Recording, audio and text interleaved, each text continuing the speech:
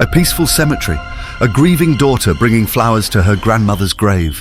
She never expected to find something so wrong, so violent. There, beside a crumbling headstone, was a woman's body, twisted, mutilated, her skirt pulled above her waist, deep gashes running across her torso, as if anger had carved itself into her skin. Her eyes were still open, as if still seeing something no one else could. Police cordoned off the area, but whispers spread like wildfire. Who was she? Why here? And who could possibly do something like this, in broad daylight?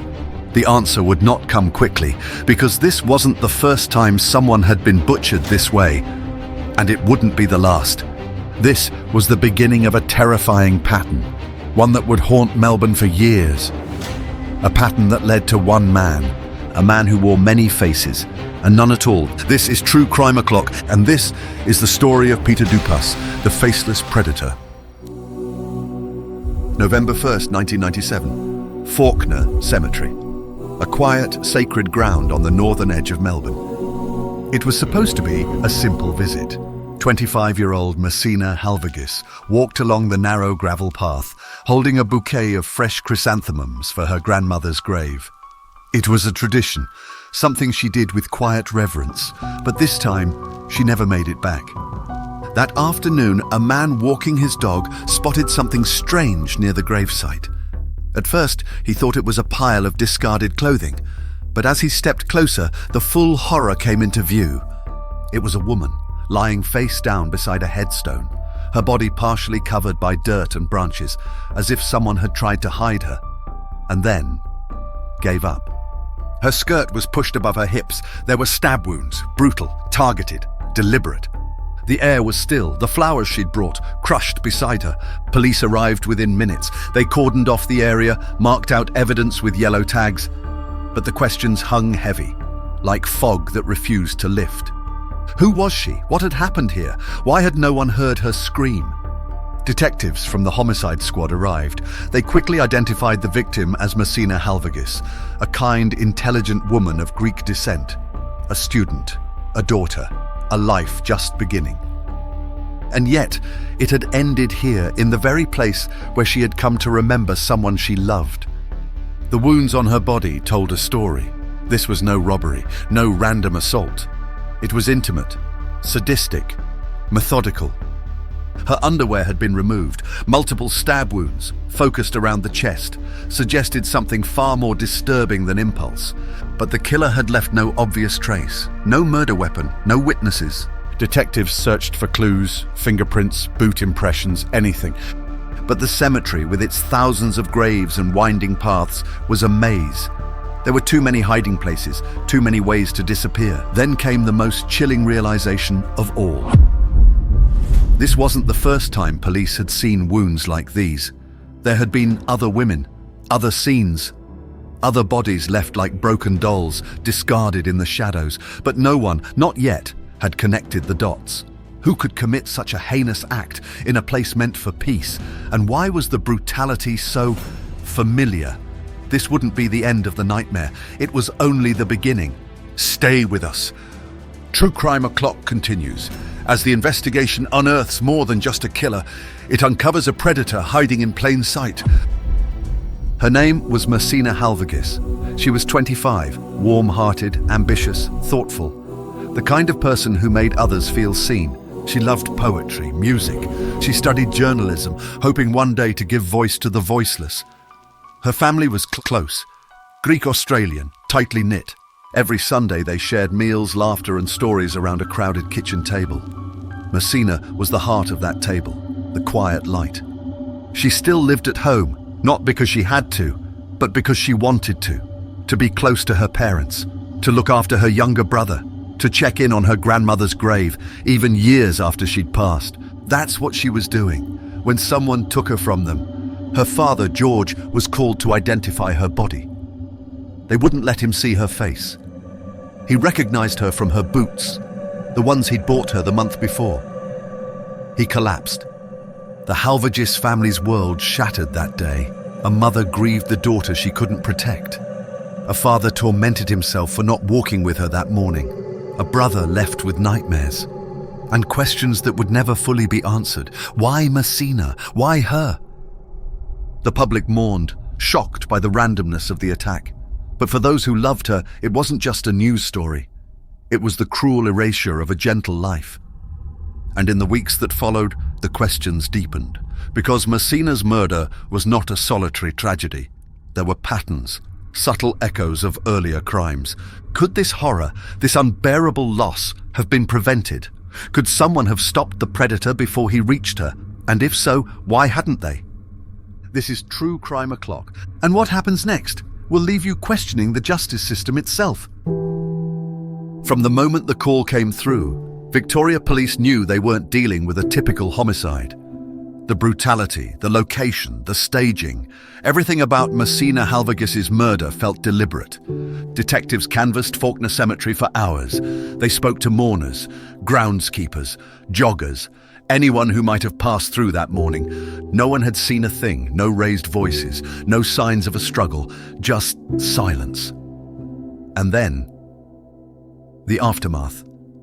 Crime scene investigators combed the area. They collected soil samples, brushed for latent prints on nearby headstones, but the evidence was thin, too thin. The killer had either been lucky or experienced. Within 48 hours, the task force began checking registered sex offenders, known violent offenders recently released from custody. But the list was long, and nothing stuck. The Halvagis family waited, hoping for a breakthrough, praying that someone, somewhere, would come forward. A woman had been killed in a cemetery, in daylight, and yet it seemed as though the earth itself had swallowed the truth. Local media picked up the story. Headlines filled with horror. Radio talk shows buzzed with speculation. Then a tip. A man reported seeing a stranger near the graves just minutes before Mersina was last seen, mid-40s, clean-shaven, carrying a plastic shopping bag. But there was no name, no photo, no license plate. Police circulated a composite sketch, a face drawn from memory, blurred by panic and time. Nothing came of it. The trail began to cool. Internally there were whispers that this case, awful as it was, might go the way of so many others, filed, boxed, forgotten. But behind the scenes, one investigator kept returning to the wounds, not just their number, but their placement. They reminded him of another case, a woman killed months earlier, different location, but almost identical injuries. Then another, and another. It wasn't just the method, it was the message. There was someone out there, moving through the city unseen, leaving behind not just victims, but signatures. And as leads dried up, a chilling pattern began to take shape. You're watching True Crime O'Clock, and what's coming next will turn suspicion into something far more terrifying. Homicide detectives in Melbourne are trained to expect the unexpected, but even they were unsettled by the savagery of what had happened to Mersina Halvagis. Her wounds weren't just brutal, they were precise, deep, uniform, inflicted with disturbing control, and something about them wouldn't let go of one detective's mind. He remembered another case, different suburb, different victim, same cold violence. Margaret Marr, 40 years old. Her body had been discovered just months earlier, partially buried off a lonely track in Somerton. She too had been stabbed repeatedly in the chest. Her clothing arranged in a way that suggested something far disturbing than impulse. At the time, police believed it was a one-off, possibly related to sex work, but now, under the light of Mersina's murder, it looked different, too similar. The deeper investigators dug, the more troubling the connections became. There were no fingerprints, no DNA, no signs struggle. Each woman had been targeted in places where they felt safe, and each had died alone, swiftly, and without warning. And then they found Nicole Patterson, a 28-year-old psychotherapist murdered in her own office in St Kilda just 2 years earlier. She had been expecting a new client, but what walked through her door wasn't looking for help. He brought a knife. Nicole was stabbed repeatedly, her body left posed. There were chilling similarities in both signature and staging. Now, the investigators were no longer asking if these cases were linked. They were asking, how many more? The phrase no officer wanted to say aloud began to hang in the room like smoke. Not a coincidence, not a copycat, something systemic. Someone had been walking freely among them, repeating his work, perfecting it. A predator with a taste for silence. The evidence was thin, the timelines scattered, but the wounds told their own story. Someone had been practicing, waiting, choosing, and if this wasn't stopped soon, there would be another name, another grave, another family torn apart. Is a serial killer operating unnoticed? Or worse, known but unrecognized? This is True Crime O'Clock. Coming up, the mask begins to slip and a name emerges from the shadows. His name was Peter Dupas. On paper, he looked ordinary. Middle-aged, soft-spoken, average height, unremarkable build. He could vanish in a crowd, and that's exactly what he did, for years. But behind that bland and exterior was a history soaked in blood. His first attack came at just 15, a brutal stabbing, unprovoked, savage. He was arrested, institutionalized, and released. Again and again, he reoffended, each time more violent than the last. In 1974, he posed as a stranger needing help, lured a woman to an isolated location and butchered her, convicted, imprisoned. But not for long. He served just 9 years. Then, back on the streets, in 1980, another assault, another stabbing, another conviction, and still, the system let him out. Time after time, the warnings were clear, but no one connected the full picture. Psychiatrists described him as manipulative, fixated on women, lacking empathy completely. One report labeled him a high risk of recidivism. Another called him incurable. Still, he slipped through the cracks. By the mid-1990s, Peter Dupas was living quietly in Melbourne. He held a job, kept to himself, blended in. But underneath, he was hunting. When investigators compared crime scene details from multiple unsolved murders, they found more than just similarities. They found a pattern that matched his signature. Stab wounds focused on the chest and neck, clothing removed or arranged. Victims left in places that felt familiar, sacred, safe. The profiles matched, the timelines fit, and yet, somehow, he was never seriously questioned. How did he evade capture for so long? Was it luck, or did the system again and again turn its face away? This wasn't just a failure to catch a killer. This was the cost of ignoring a pattern. The trail was finally warming, but the truth they were about to uncover was colder than they ever imagined. You're watching True Crime O'Clock. Up next, the net begins to close, but only after another life is taken. The trail had grown cold until one quiet observation lit a fire. A detective, combing through old case files, noticed something. A small, overlooked report from the day Mersina was found. A witness, an older man visiting a nearby grave, had seen someone pacing, not grieving, not mourning. A man with dark hair, a clean face, carrying a plastic shopping bag, and wearing surgical gloves. The man hadn't come forward sooner. He didn't think what he saw mattered. But when shown a photo lineup, he pointed directly to one face, Peter Dupas. The match wasn't enough on its own, but it cracked open the wall. Investigators re-examined Dupas's movements, mapped his locations, cross-checked them with crime scenes, and then the lab called. Fibers found near Mersina's body matched a jacket Dupas owned, small, nearly invisible, but undeniable. A tiny flake of paint traced back to his car, a boot impression consistent with his footwear. Still, the most chilling detail was what wasn't found. There was no defensive wounds on Mersina, no struggle, which meant she likely never saw him as a threat. He moved with intent, with confidence, like someone who'd done this before. When investigators dug deeper into his past, they found a shocking pattern. Each time Dupas had been released from prison, a woman had been murdered. Every single time. With this weight of evidence, police made their move. Peter Dupas was arrested again, this time for murder. In the interrogation room, he said nothing, no emotion, no explanation, just silence. But outside those walls, families waited, the city watched. The courtroom filled with journalists, relatives, and strangers who had followed every twist.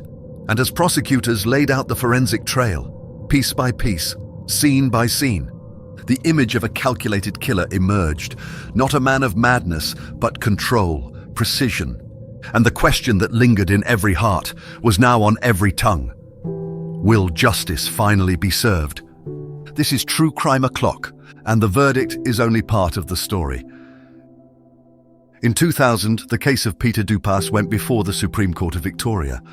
For the families, it was more than a trial, it was a reckoning, a chance, at last, to look the monster in the face, even if he refused to look back. Dupas sat motionless in the dock, no emotion, no remorse. The prosecution began its case with a steady hand. They laid out the fibers, the timeline, the eyewitness account. They showed maps connecting Dupas's movements to the locations of multiple victims. They presented a chilling dossier of violence spanning decades, but it wasn't easy. There was no confession, no murder weapon recovered, no DNA. The defense leaned on doubt. They painted Dupas as a man with a troubled past, but no clear link to the crime.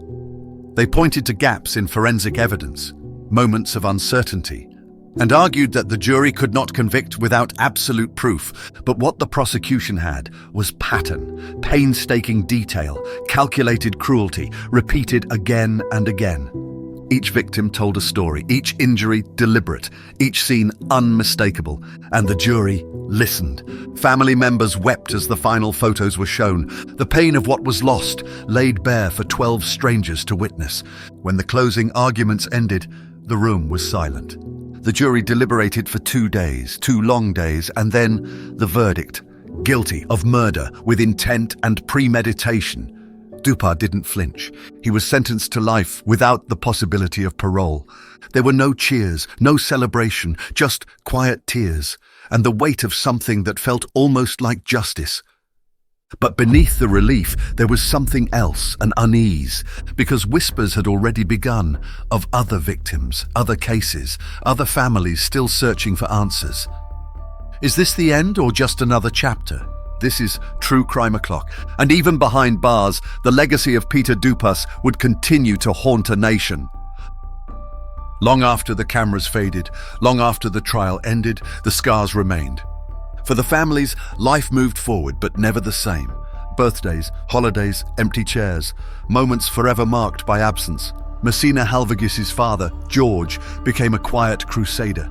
He stood outside courtrooms, spoke at memorials, pushed lawmakers to listen. He wasn't just grieving his daughter. He was carrying the weight of a question no parent should have to ask. Why wasn't he stopped sooner? Peter Dupas's crimes shook the justice system. They exposed deep cracks in parole protocols, in offender tracking, in the communication between departments meant to protect the public. Corrections. Victoria was forced to review procedures. Law enforcement revised the way they approached offender profiling, especially in cases where violence escalated over time. But for many, it was too late. The community was left with a deep, aching distrust. If a man like Dupas could slip through the system again and again, how many others had? Cemeteries, once places of quiet remembrance, now carried the weight of tragedy. A walk between gravestones, no longer peaceful, but a chilling reminder. Still, something else rose in the shadow of loss. Courage. Families of the victims stood united, not for revenge, but for change. They created awareness campaigns, pushed for tougher sentences, demanded transparency, and though their loved ones were gone, they refused to let their names fade into the footnotes of history. The legacy of the victims was not just the horror of how they died, but the strength in how their families refused to stay silent. This is True Crime O'Clock, and in our final moments we return to where it all began, to a grave and a promise that these stories will not be forgotten. In the end, Peter Dupas was just one man, but the damage he left behind was vast. Not just in the lives he took, but in the trust he shattered. He hid in plain sight, was released when he should have been watched, slipped through loopholes that cost people everything. And yet, out of that darkness came something else. Families who chose to stand in the light, communities that refused to look away, strangers who turned outrage into action. Justice didn't come quickly, it didn't come easily, but it came. Because people kept asking questions. Who is watching? Who's slipping through the cracks? Right now, vigilance doesn't belong to institutions alone. It belongs to all of us. To remember the names, to learn from the failures, to protect those who cannot protect themselves. Mersina, Nicole, Margaret, they are more than case files. They are warnings, and they are stories worth telling. If this story gripped you, if it made you think twice about the world around you, then help us keep these voices alive. Tap subscribe, share their names, and join us as we uncover the truths that too many would rather forget. Because the clock is always ticking, and at True Crime O'Clock, we never stop watching. Crime O'Clock, we never stop watching.